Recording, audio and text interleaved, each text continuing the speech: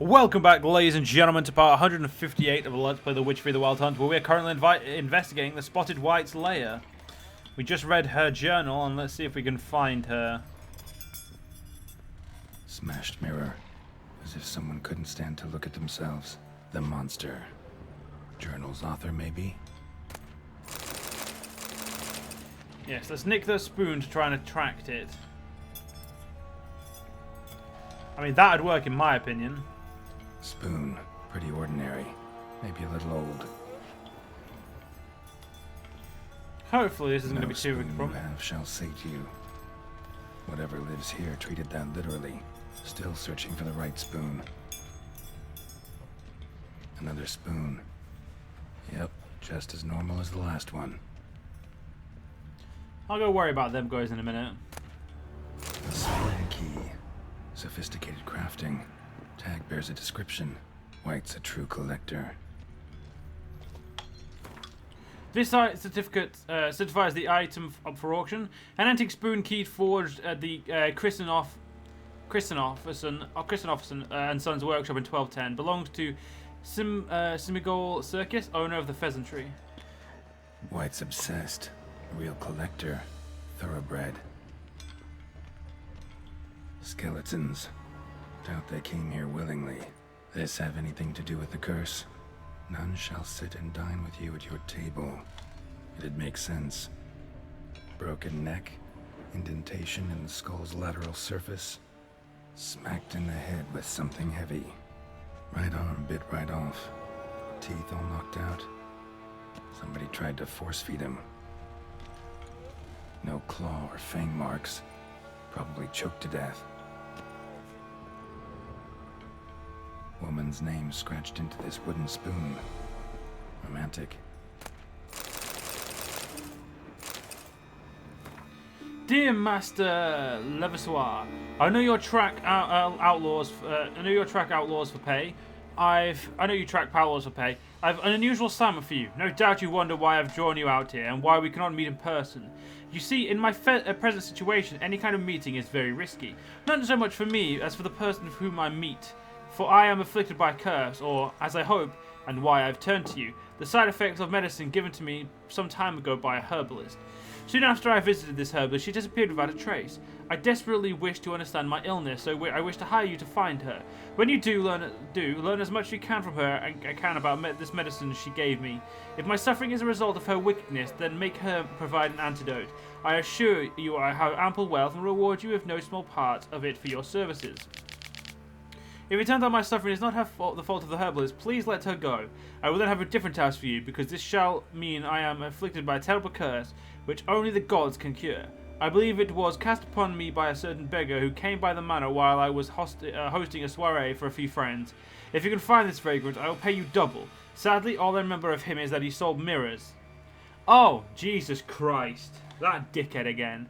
I am aware that this is not much aid for your hunt, yet I trust you in your considerable talents and wish you the best of luck. Marlene de Trastamara. Well, she had no chance if she made him deal with Master Mirror. I'm upset there's no audio, like there's no comment about that after reading that by Geralt. So I'm sure Geralt would have said something, knowing and having defeated Master Mirror 5 years prior.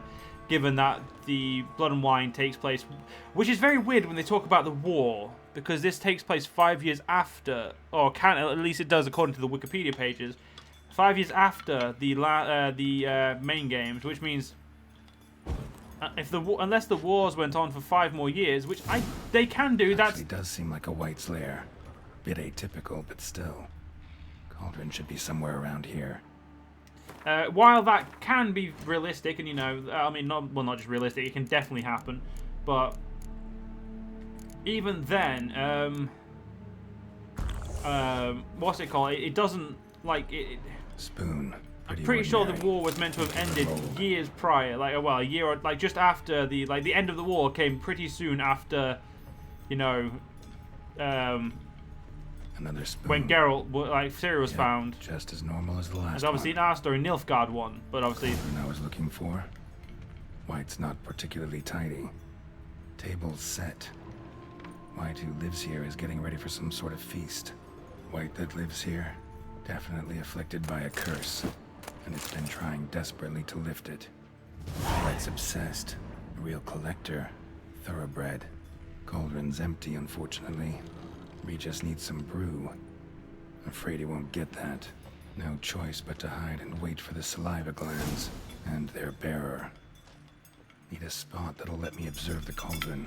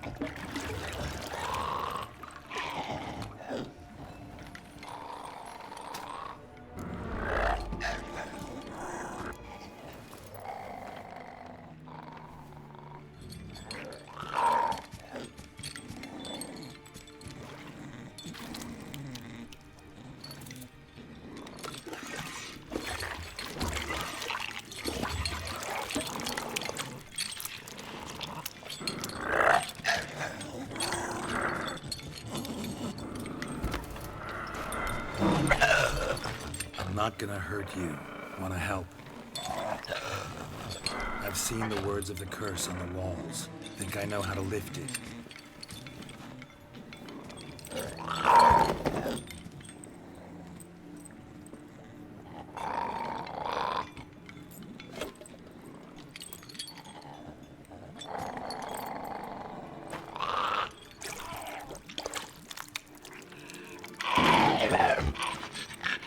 You tried to bring folk here, convince them to sit at the table with you, right? Well, I'm gonna be your guest now. Your willing guest.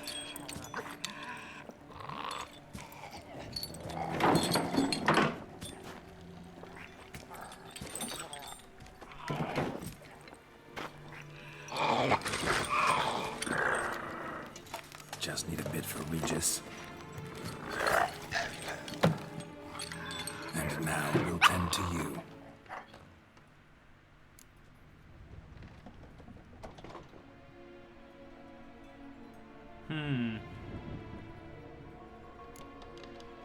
Need to get this right.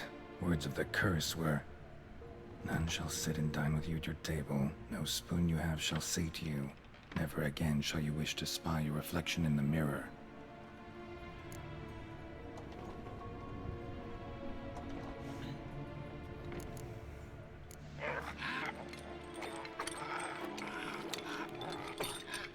We can't use spoons. No, that won't work. You've been looking for a spoon that would feed you, but there's no such spoon. We need to eat without spoons.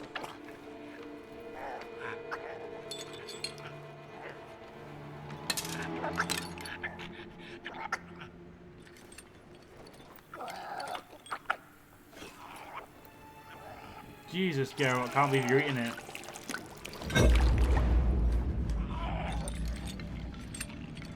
Open your eyes. You need to see your likeness.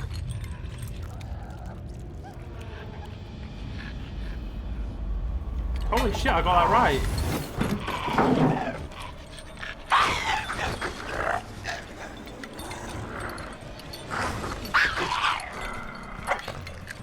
At least I hope I did.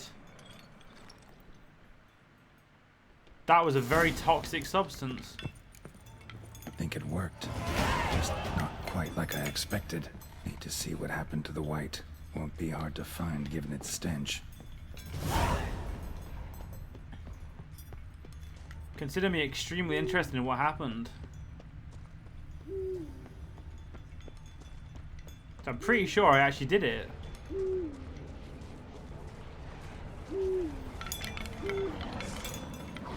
Oh, fuck off, you guys.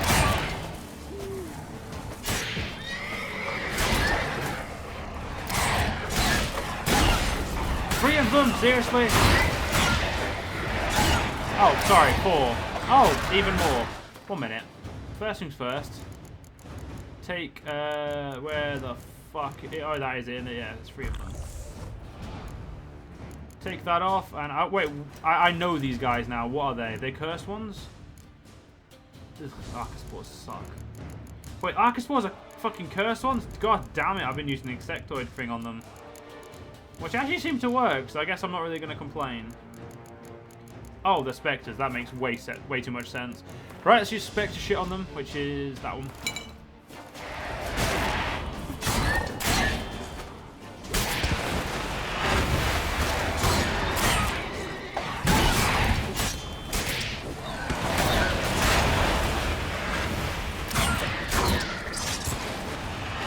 Will you just die? I'm trying to do something. Like, I'm happy for all your essence and all that, so I can, you know, use this for later, but right now, busy. I'm interested to see if I actually saved the white, or if I, you know, didn't actually succeed.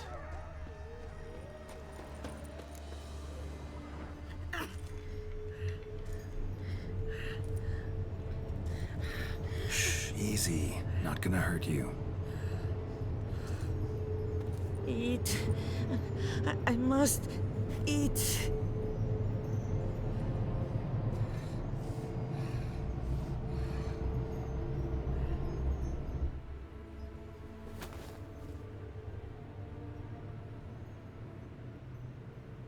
I'll take you someplace safe.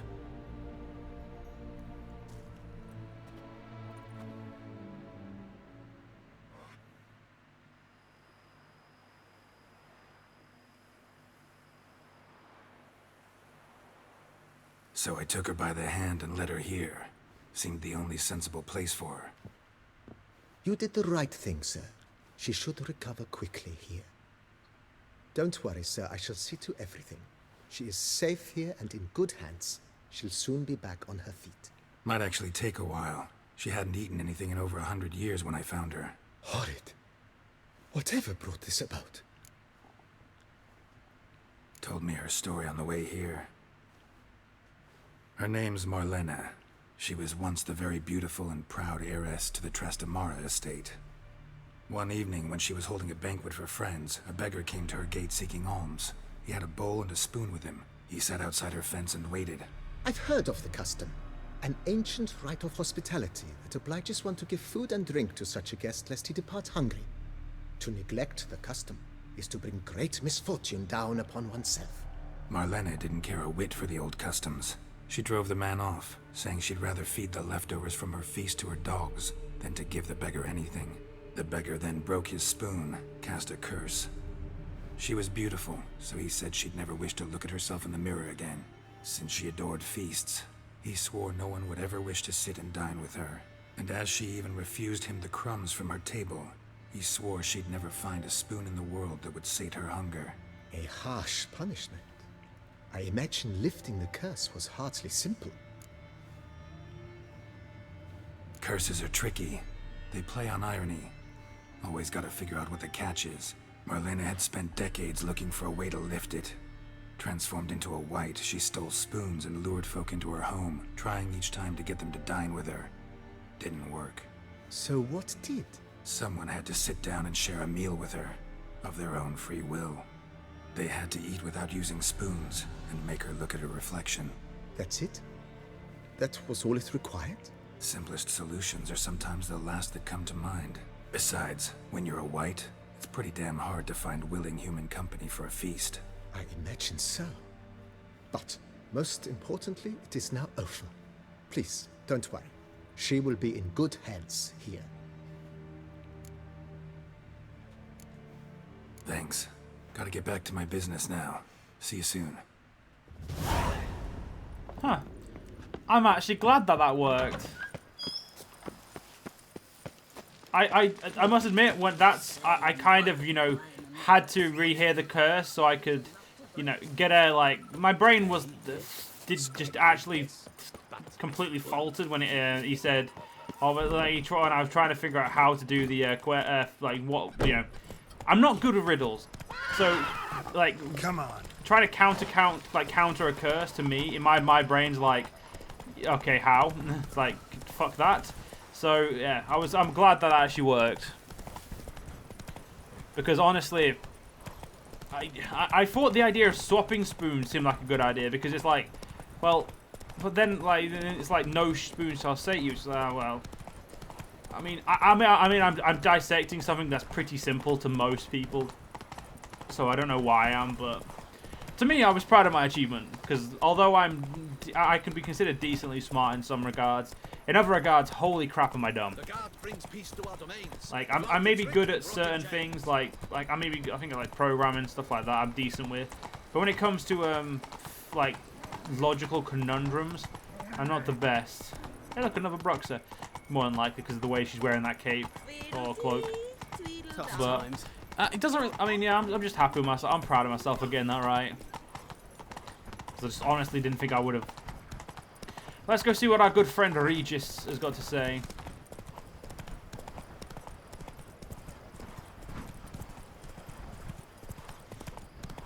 Should be happy to see us, no doubt. I don't love Regis, but I do like his character a lot. He's a very interesting character. He's like the only one who's not like a human or like, you know, magically inclined.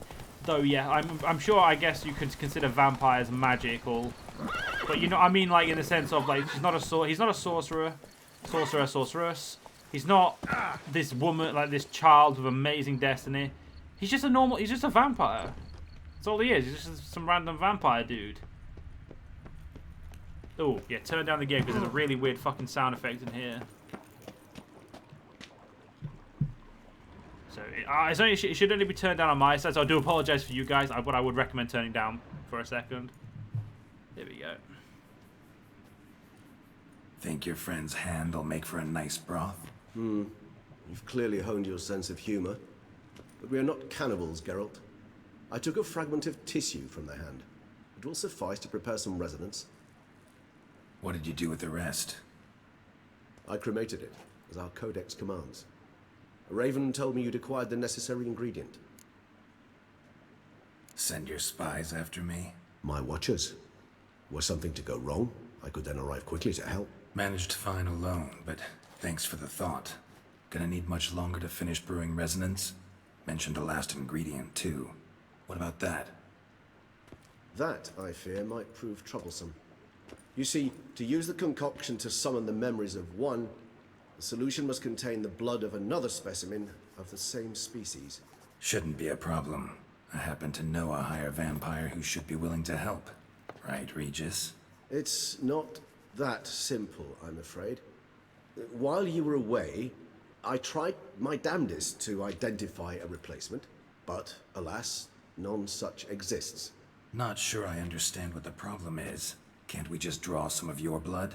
The blood must be in an agitated state. As I'm certain you know, higher vampires can change their corporeal shell. As our flesh changes, so does our blood's chemical composition. To make a long story short, I shall need to induce in myself a state of strong psychokinetic arousal. In brief, madness, rabidity. And that stands to be very, very dangerous. Dangerous? Why? I mean, you'll still be you, right?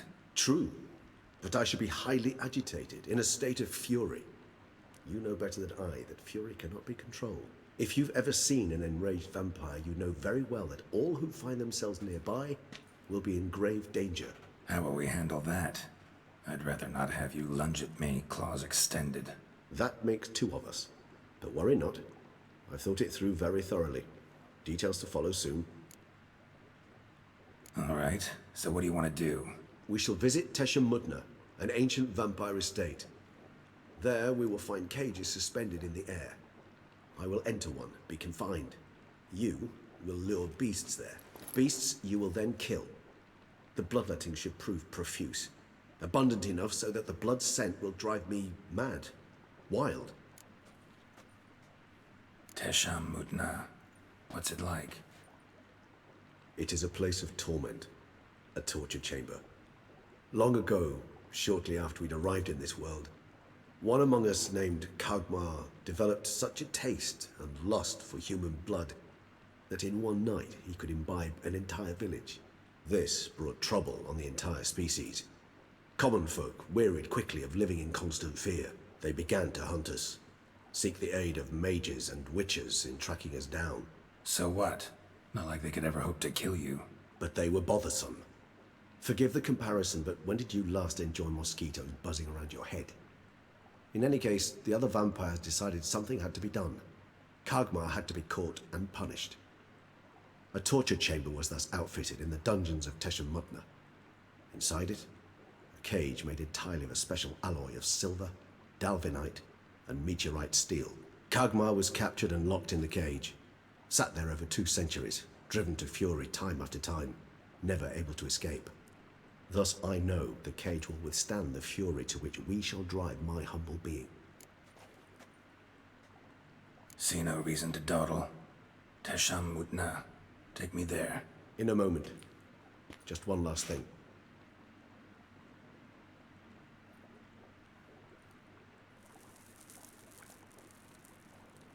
What was that? Blood. Oh, the last favor the Raven did me.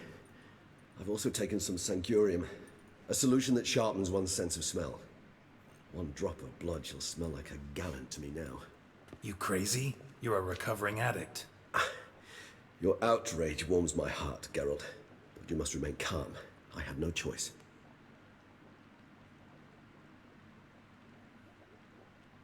As things stand, the die is cast. High time we set off for Tesham Mutna. My head's spinning already, and you're starting to smell quite tasty. And you're starting to scare me.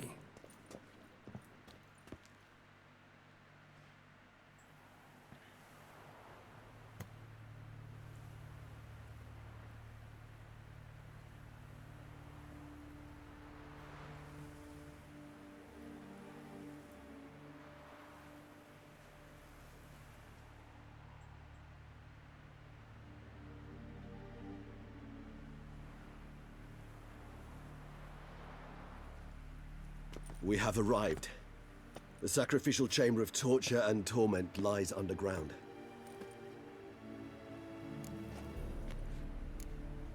Sure you know what you're doing? I can only hope I do. Please, let's go. The longer we delay, the less control I shall have of my faculties. I'd really prefer not to hurt you.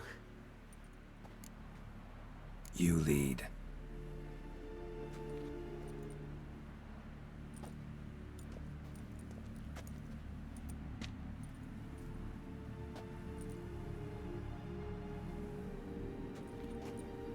Scurvers. Must be getting close to their feeding ground. Correct. I told you there'd be danger.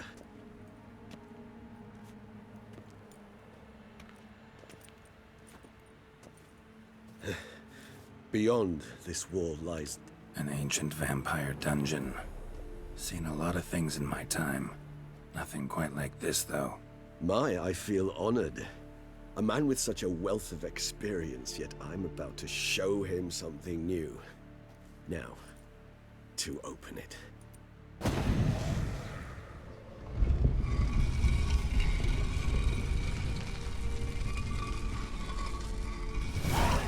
How the hell? It's an ancient form of protection against unwanted guests.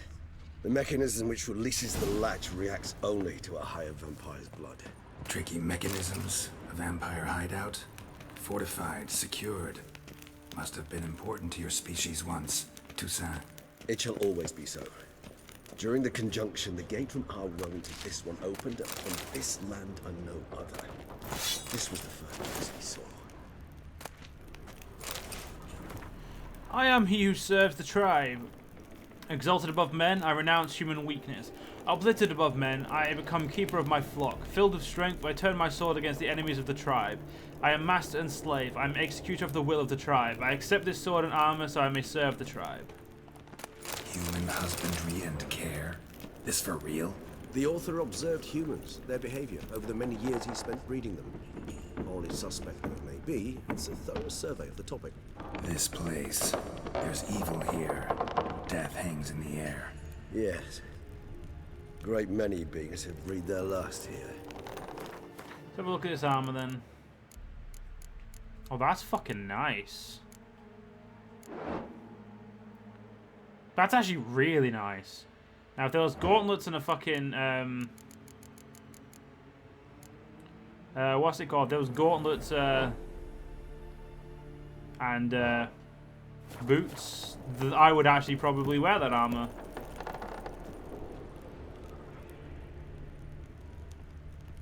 Glyphs are carved into the rock. Coated with blood used to be. They mean something? They're emblems, symbols of, well, what you would call tribes, dispersed throughout the world after the conjunction. My ancestors placed them here to remind us all where we came from. Seems your kind assembled a peculiar little library. Indeed, though I personally did not lay a hand to it. And this one? Which tribe's this? Garisham, my tribe, and Deadlouse. We both remained in this part of the world. A transcribe of a conversation between Master Ezreal Hildegard and a human being. Who are you? My name is Alex Viscount. Why is all your skin trembling? I'm scared, sir. You're scared? I don't understand. You don't get it what fear is, sir? No, I have mastered your language, yet some concepts are beyond me. What is fear? It's a feeling that destroys every other feeling. It controls your head and your heart. What do you mean? I thought it was kind of pain. I've carried out tests in my laboratory on people and I've discovered that a mother subjected to appropriate stimuli is able to forget about her child and think only about how to avoid pain. So fear would be similar to pain. No, pain rules the body, but fear is born in the heart. Ah, yes. What you say is very interesting. I think I will have to examine your heart in the laboratory. What do you mean examine? I mean, take it out and subject it to proper examination. But sir, that would kill me. Yes, your mortality is a great inconvenience. Was not me who created your species, and I am not responsible for his excessive frailty. The conversation was carried out in human language, and as such was written down. The transcription does not need translating.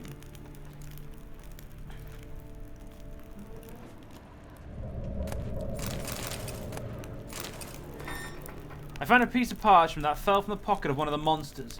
I also have a lump of coal. I would write this in my own blood, but I have hardly any left. I am cold. Every third day they come and open my veins, after which I cannot move. I can't go on much longer. From the next cage I hear the howls of terrified people.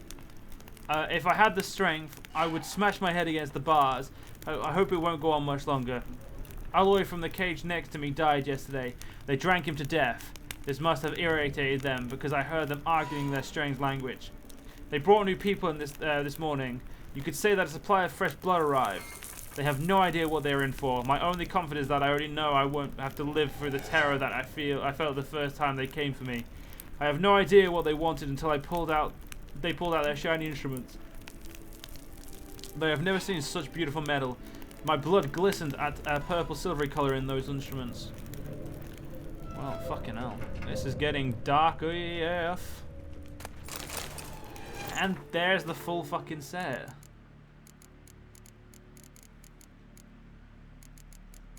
Actually, no, we're missing a silver sword if there is one.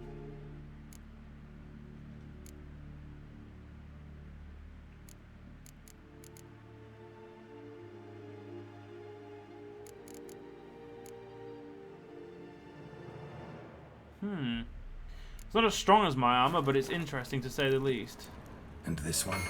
Which tribe's this? Garisham, my tribe, and Deadlouse. We both remained in this part of the world. Whose is this glyph? Amaran. They ventured beyond the sea. What's this symbol mean? It's the symbol of the Tedet. Those who went east, beyond the Blue Mountains. Well, unfortunately, guys, we're gonna actually have to end this here if the game will let me. Good, because it looks like we're gonna get into a long series of cutscenes, and well, we're at the end of the part. So if you guys enjoyed, and I'll see you guys next one. See you guys then.